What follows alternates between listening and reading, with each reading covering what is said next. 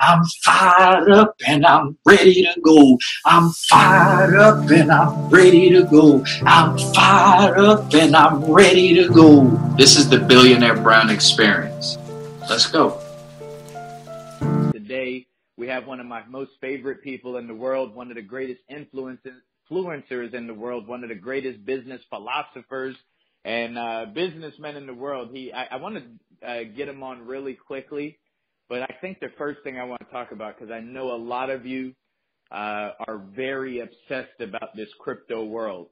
And just based off speaking to him very briefly, I didn't want to know more without you guys. But it sounds like in 2017 he put about $25,000 into the crypto world and came out with about $800,000 or $900,000. So I'm going to ask him about that. But with no further ado, I would like to introduce the great Jerry Clark from over at clubrhino.com. Jerry, are you there? I am here. Glad to be here. Oh, man, we're excited to have you, and I guess we should just knock it off fresh off the top, man, is how accurate was I and to your crypto success last year? Yeah, you're pretty accurate, actually. So basically, that was definitely pretty accurate.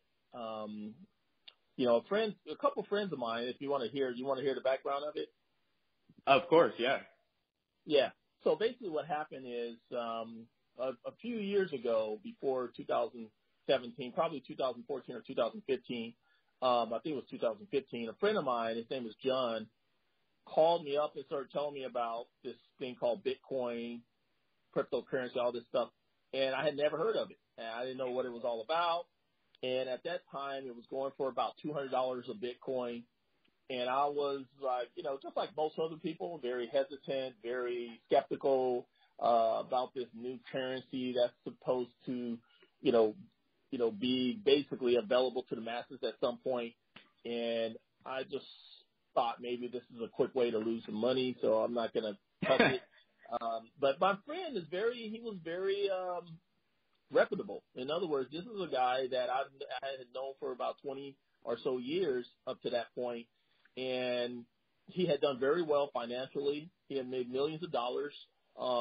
And so I knew that he was a pretty savvy investor.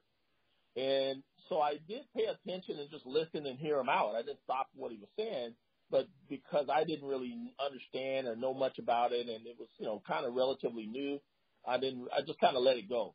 So what happened is every year, or not even every year, probably every 2 or 3 months, he would let me know, hey, Jerry, remember, that Bitcoin I was telling you about, that it's at like $350 now instead of $200. I was like, really, man, that was just, a couple months ago, right? 2 or 3 months ago. So, yeah. And so then he would call me again. We would talk 2 or 3 months later. Hey, Jerry, it's up to about $600. I was like, what? Really? So this kept happening until it got up to about, this was right around December 2016. It got up to around $850, $900. And so he told me about it. I said, man, the thing that was $200 is already up to that much already. I was like, man, that's really good. And he said, Jerry, it hasn't really even started yet. It's going to really get going. And at that point, I started paying a little bit more attention. And then another friend of mine who I had known for about 25 years and who's also an avid investor, let's call him Joe. Because he's kind of private, doesn't like to be known, and people would know him just by me saying his first name. So let's just call him Joe. And so Joe basically called me up, and I hadn't seen Joe in a while, in probably 2 or 3 years. And so that was pretty amazing by itself. It's like, man, what have you been up to? I hadn't heard from you in a while, blah, blah, blah. And I knew he had a very nice property in Hawaii, like a $9 million house in Hawaii, and, beautiful penthouse over in Thailand. And so I knew he was traveling back and forth between those places. And I knew he had made, like $80 million in investing and so forth. So I knew he was a really good investor as well. And so he was telling me about this whole thing called Bitcoin. And he said, Jerry, you know much about Bitcoin? So I asked him, what have you been doing? He said, man, I'm investing in Bitcoin. I'm like, Bitcoin? Man, this is the thing that my friend John was telling me about for the last 2 years. I said, so what are you doing with it? And so he told me what he was doing with it. And he was, doing a specific type of investing and I'm not going to get into the weeds with everybody who's listening, but the bottom line is that he was doing something called Bitcoin mining. And I was like, wow, that's interesting. And he was like, yeah, tell me about how it's going. It was going really well. And then next thing you know, he updated me probably maybe a few weeks later and said, here's what's happening now. And it was even better than what he told me before. I'm like, what? And I mean, he was making some like ridiculous amount of money with it, right? Like, I don't know, $600,000-$700,000 a month. And I'm like, man, that's awesome.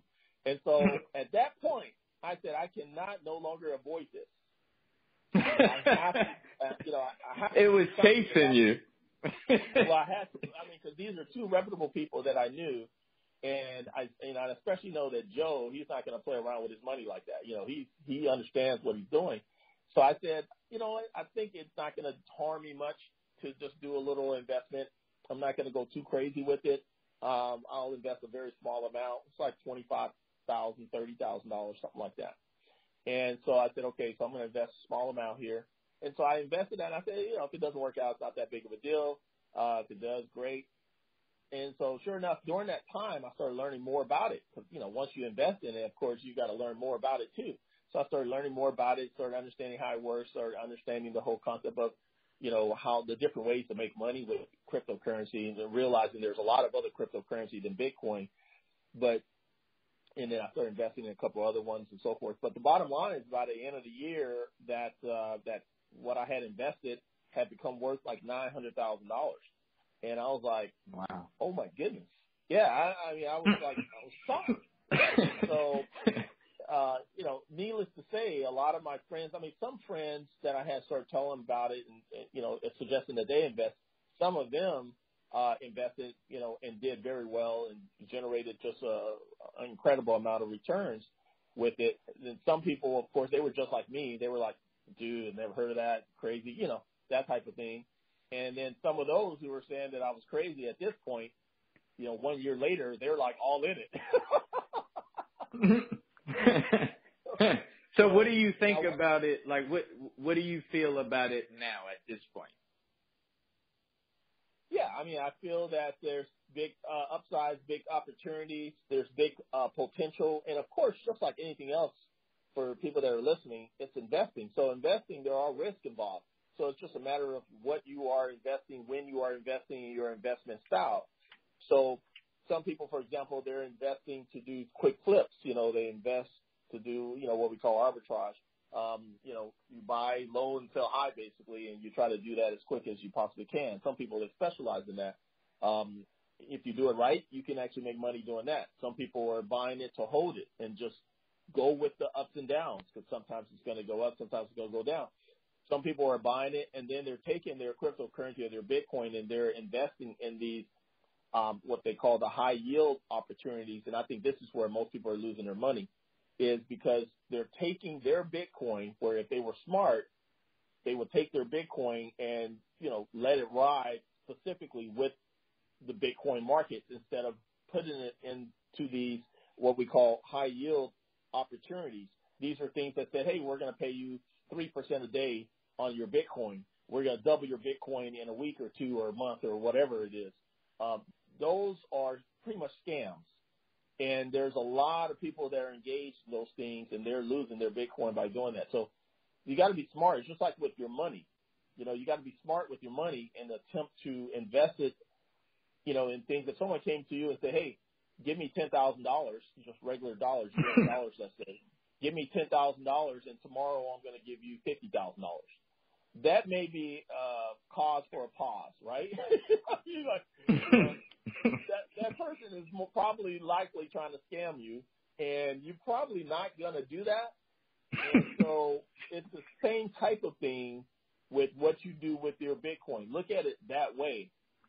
So what I started to do is I started realizing that, if I do certain things with my cryptocurrency or Bitcoin or, Ethereum or, Litecoin or, any other coins, there's like, hundreds of coins out there that you can invest in as far as cryptocurrency. But if I figure out a strategy that's going to work for me, and my strategy was pretty much, just buy the right thing and then just hold it for the long term. So, for example, my Bitcoin has been worth as high as almost $20,000 for one Bitcoin. Think about it, from $900 to almost $20,000 for one Bitcoin, and all the way, and then it dropped all the way back down to about 8,000. But think about what I'm just saying, from 20,000 to 8,000 when it was at 900. So think about that. So at the time, for example, of this conversation, it's about 8,500 or so right now as we're having this conversation. And so, but I'm looking at it from a year from now, it could be $20,000, $30,000, $50,000 or whatever. Yeah. And so yeah, and there are people saying that, and these are people that I respect, saying that they're looking at it being $250,000 for one Bitcoin, $100,000 for one Bitcoin, possibly even $1 million for one Bitcoin. So I'm basically doing the buy and hold strategy at this point, and that's kind of like and you put it in originally. You put it in originally being okay with losing the whole 20 or 25 grand, because you said that's what investing is, and you're willing to lose. Yeah, of course I didn't want you to lose it, but if you're going to do any kind of investing, you only invest in something that you can afford to lose. You don't want to invest in something that has a high risk that if you lose it, though, you are screwed. You don't want to do that. You want to do it in something that, of course, you don't want to lose, just like investing in the stock market. You invest in the stock market in a particular stock, you don't want that stock to go, crashing. You want that stock to continue to go up. But if it does completely crash, you don't want that to be all the money that you got in the world. And now you're really messed up. Okay, so I want to switch gears and just echo on that same conversation, but I wanted to ask you about, I know you have a slew of different audio programs that you offer, but I wanted to switch it up. I've never asked you this question before, so I wanted to take some time and ask you right now. So you have, I'm going to read some of them from off clubrhino.com. Creating Magic. There's 4 CDs there. Murphy's Committee, Magic of Colors, High Achievement Network Marketing, Magic of Influence, Jerry Clark Live, The Lost Tapes of a Legend, Standing on the Shoulder of Giants.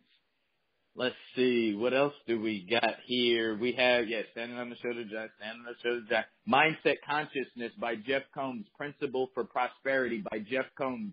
To GET, you must ASK. Here's the question, Jerry.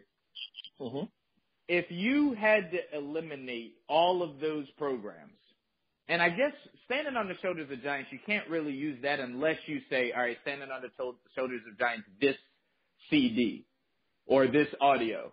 If you had to eliminate all of those products and only keep one, and that was the only thing, the only way you could make money off your Bitcoin, cryptocurrency, all the other business endeavors you have, you can only make money and create a fortune off of this one product, but you had to get rid of all the other ones.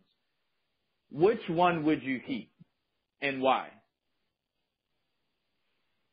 Yeah, so that's a really good question. So I would say, and here's my philosophy, and then I guess it'll answer your question too, and I will answer your question. But my philosophy is that in order to create magic in your life and produce the results you really want to produce, there's really 3 key pillars that a person, want to focus on and want to make sure that they're able to master. And those pillars are, number 1, your internal communication, which is how you communicate with yourself. Number 2 is your external communication, which is how you communicate with others. And then number 3 is the technical knowledge, which is the specific skill set required to be successful at something, whatever that something is. So what the internal communication is all about your mindset, of course, and the external communication is your people skills, and then the technical knowledge is the knowledge of whatever it is that you're doing. So for me, the thing that shifted everything for me was when there was a shift in my mindset. Because when there was a shift in my mindset, then everything else changed. In other words, my whole viewpoint about, what I'm worth, how to generate money, my motivation to generate whatever it is I wanted to generate, the lifestyle, the money, and all this stuff, it all really stemmed from that shift in my mindset. So with that said, the program, the major program, there's a lot of those that you mentioned.